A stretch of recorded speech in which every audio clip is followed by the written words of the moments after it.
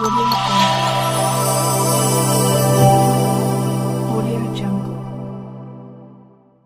Welcome दोस्तों, आप सबको टीम लीव द बडीज़ में बहुत बहुत स्वागत। आज मैं आपके लिए लेकर आए कुछ फंडामेंटल ऑफ नर्सिंग का एमसीक्यू क्वेश्चन। ये है पार्ट 2। प्रीवियस वीडियो ने मैं आपको फंडामेंटल के बारे में कुछ एमसीक्यू क्वेश्चन बताया था, तो आज देखिए और भी कुछ एमसीक्यू क्वेश्चन। तो चलिए देखिए, फर्स्ट क्वेश्चन इज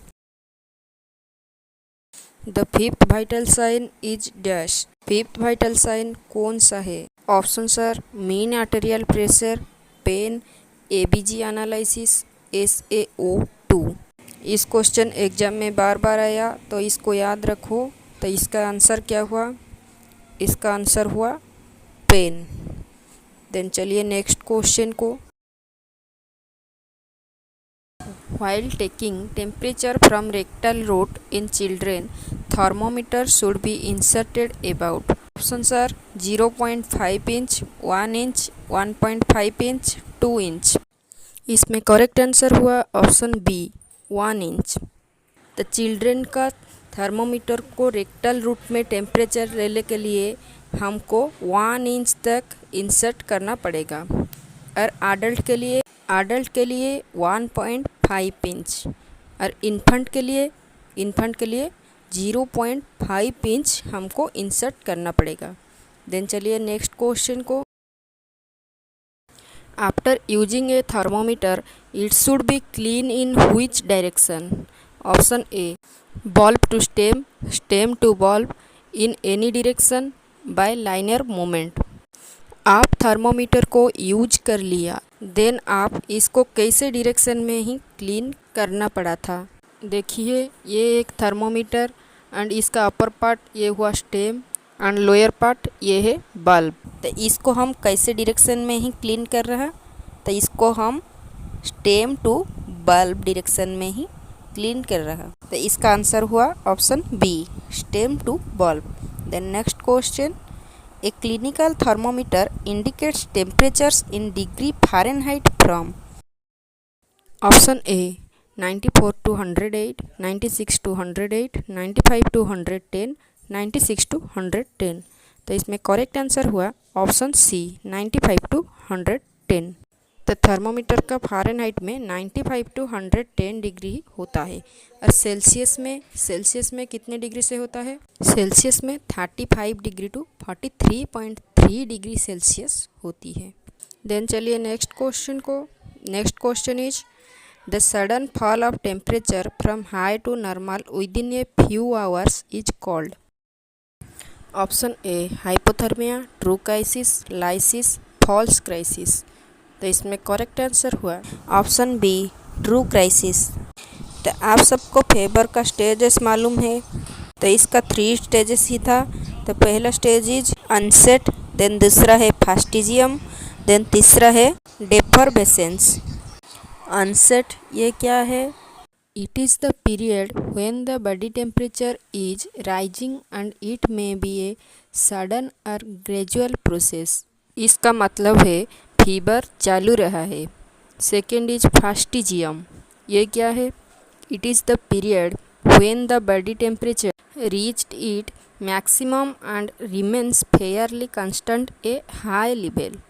इसका मतलब हुआ फीवर हाईएस्ट लेवल और टॉप लेवल में पहुंच गया। देन तीसरा है डिफरवेसेंस, ये क्या है? It is the period when the temperature returns to normal. इसका मतलब है फीवर नीचे की तरफ आना जाता है और डिक्लाइन हो रहा है। डिक्लाइन होने के 2 रास्ते हैं, ये क्या है? One is lysis and second is crisis. Lysis क्या है? इसका मतलब धीरे धीरे फीवर नॉर्मल तक पहुंच गया, और क्राइसिस ये क्या है? तुरंत फीवर नॉर्मल तक ही पहुंच गया। देन क्राइसिस ये है 2 types, one is true crisis and second is false crisis. True crisis ये क्या है? इसका मतलब फीवर तो निकलता है और पेशेंट का कंडीशन भी सुधरता है। और फॉल्स क्राइसिस ये क्या है? इसमें फीवर तक कम चलता है बट पेशेंट का कंडीशन नहीं सुधरता है। Next question. The difference between the apical and radial pulse rates is called her. Option A pulse amplitude, pulse deficit, rhythm deficit, heart amplitude। तो इसमें करेक्ट आंसर हुआ option B pulse deficit. Then next question, suitable site to check pulse into newborn. Newborn के अंदर suitable site कौन सी होती है? Option A apical, femoral, pedal, carotid. तो राइट आंसर कौन सा है? राइट आंसर है apical. Option A is right. The next question, the most distal blood vessels that can be palpated is. The most distal blood vessels जो है इसको हम पाल्पेटेड कर सकते हैं, तो ये कौन सा है? Option A popliteal artery, option B dorsalis pedis artery, option C posterior tibial artery, option D femoral artery. तो इसमें करेक्ट आंसर हुआ option B dorsalis pedis artery. Then next question, what is the term used for normal respiratory rhythm and depth in a client. तो यह क्या term है जो हम use करते हैं नॉर्मल सांस में? एक क्लाइंट नॉर्मल सांस लिया एंड डेप्थ सांस भी लिया, तो वो क्या टर्म है? Option A eupnoea, option B apnoea, option C bradypnoea, option D tachypnoea. तो इसमें करेक्ट आंसर हुआ ऑप्शन ए यूपनिया। यूपनिया ये है नॉर्मल रेस्पिरेटरी। इसका मतलब हुआ एक क्लाइंट कितनी बार ब्रीदिंग कर रहा है और कितनी बार सांस लिया। तो नॉर्मल रेस्पिरेटरी रेट कितने हुआ? नॉर्मल हुआ 12 से 20 बीट्स पर मिनट। एपनिया ये क्या हुआ? इसका मतलब absence of breathing. Then bradypnoea and tachypnoea ये दोनों ये क्या है? ब्रैडिपनिया इसका मतलब ब्रीदिंग रेट कम हो जाना और ट्रैकिपनिया ये क्या? ब्रीदिंग रेट बढ़ जाना। अगर कोई इंसान 10 बीट्स पर मिनट से कम सांस लेना तो इसको ब्रैडिपनिया कहा जाएगी। और ट्रैकिपनिया इसका मतलब कोई इंसान 24 बीट्स पर मिनट से अधिक सांस लेना तो इसको ट्रैकिपनिया ही कहा जाएगा। तो सबको याद रखिए। देन चलिए नेक्स्ट क्वेश्चन को, when the patient has less discomfort in breathing while standing is called as।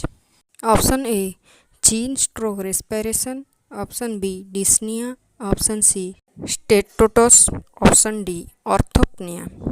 तो जब एक पेशेंट बैठा था और खड़ा हुआ था तो इसके समय लेस डिस्कम्फर्ट ब्रीदिंग और ब्रीदिंग का लेस डिस्कम्फर्ट हुआ था, तो इसको हम क्या कहा? तो राइट आंसर हुआ ऑप्शन डी ऑर्थोपनिया। तो पेशेंट बैठा हुआ इसमें डिस्कम्फर्ट हुआ ब्रीदिंग में और पेशेंट खड़ा हुआ इसमें भी डिस्कम्फर्ट ब्रीदिंग में हुआ, तो इसको हम ऑर्थोपनिया कहलाता है। So thanks to all. आपको मेरा वीडियो कैसा लगा कमेंट में बताओ। वीडियो अच्छा लगा तो वीडियो को एक लाइक एंड चैनल को सब्सक्राइब कर दो।